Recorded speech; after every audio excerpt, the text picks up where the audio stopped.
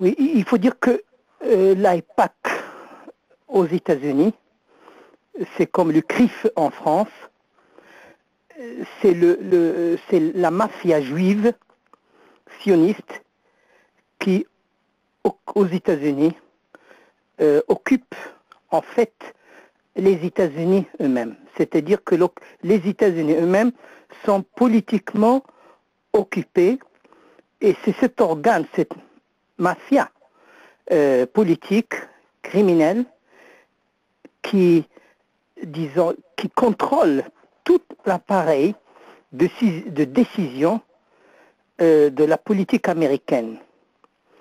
Ils le font d'une façon directe, d'une façon indirecte, par les lobbies, par les menaces, par les médias. Il faut dire que chaque président, avant d'être candidat à la présidence même, doit d'abord venir présenter son allégeance au lobby juif, très dangereux.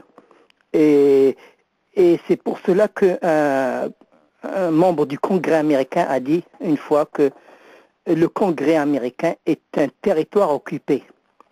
Donc les États-Unis eux-mêmes sont occupés. Je crois qu'il y a même aussi un autre membre du Congrès a dit une fois que la Palestine n'aura pas son indépendance tant que les États-Unis n'ont pas leur indépendance.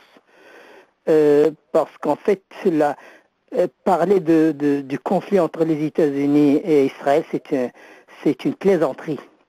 Parce que le chef d'état-major de la Maison-Blanche était un juif sioniste israélien qui a fait son service militaire en tant que volontaire dans l'armée de l'occupation juive.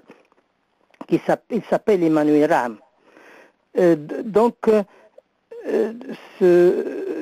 Quand les États-Unis disent qu'ils sont engagés à défendre la sécurité d'Israël, c'est-à-dire la sécurité de l'occupation.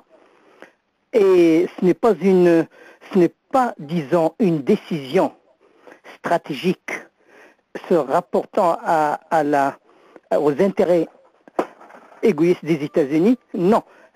Toute cette politique envers Israël, toute cette alliance envers Israël,